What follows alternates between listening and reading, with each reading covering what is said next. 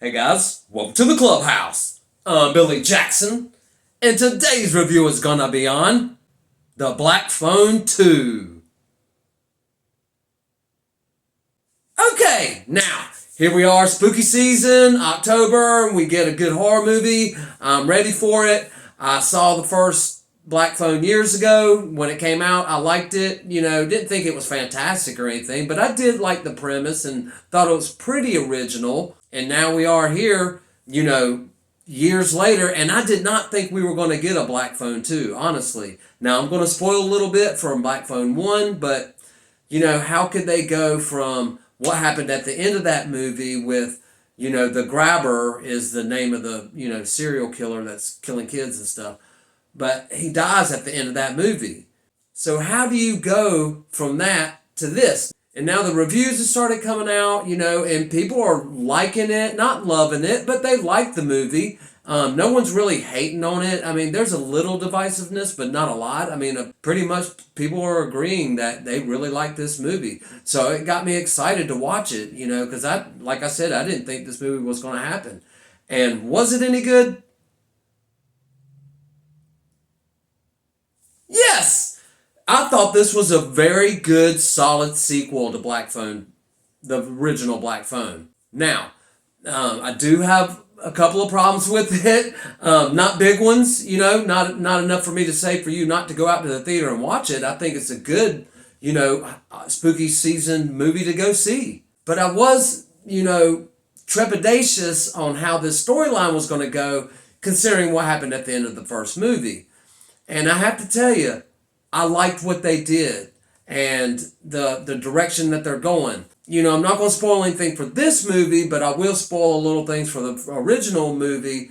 Not big spoilers or anything, but, I have to talk about the original to talk about this one. Because, the grabber dies at the end, and there is a little bit of supernatural element to the original movie, where the sister of Finney, who's the boy who got kidnapped, and she's having dreams and stuff. She could see things that help her like find out who the killer is and stuff like that. Now here we are at this one, and this went full on supernatural.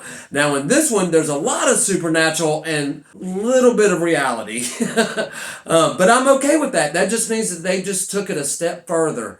And I like it when sequels do that. They don't, I don't like it when sequels just regurgitate the same thing that they did in the first movie. But I like it when they elevate it. And they really elevated it in this movie. And I like how it was shot. Like the dream sequences were shot in this kind of gritty 70s film. And it looked really well done for it made it look like it was an old movie you were watching, but actually it's just a dream sequence. And that helped differentiate it from the real world that they're living in. Because I don't like it when movies, you don't know if they're in a dream or not, because it keeps you, I mean, I guess it's kind of cool. It just depends on the premise. But it keeps you guessing. You don't really know what's real and what's not. But in this one, you know exactly what's real and what's not real and what's a dream. So I thought that was a great way of, portraying their plot the way that they did. Now, that being said, the one thing I didn't like about this movie is that it's a little slow paced. It took a little while to get to where it was going, but it still had me intrigued. I was into every shot. I was ready to see the grabber. Now the grabber didn't come for a while in the movie, and that's another little nitpick. But when he does show up, it's significant and it was well done. Ethan Hawke does a great job in this role. I loved him in the first movie as the grabber. And I thought he did great in this one. In this one, he's pretty much, they don't explain exactly how or why, but this movie is more about the sister and her dreams and the grabber coming to her in her dreams and trying to kill her. And I thought they did a really well job at this. I mean, they did good, as far as portraying the grabber as like this new age Freddy Krueger is what he felt like.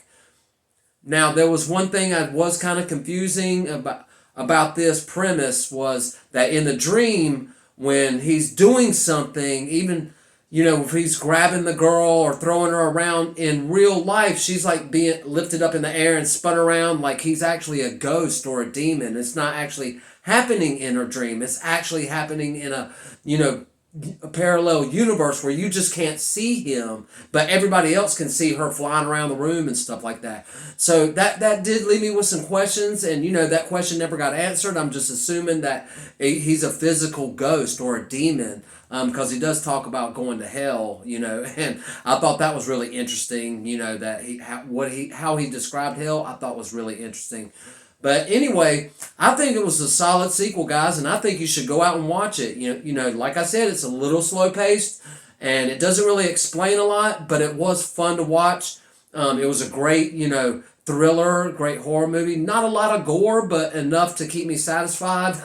So anyway, that's my thought on it, and I really liked it, and I think you will too. But anyway, guys, it's not all about what I think. What do you think? Have you seen The Black Phone 2? Do you plan on watching it? What'd you think of the first one? Let me know in the comments below. Remember to like my videos and subscribe to my channel. And as always, make yourself happy every day. And the only way to do that is to remember the only thing stopping you is you stopping. Bam!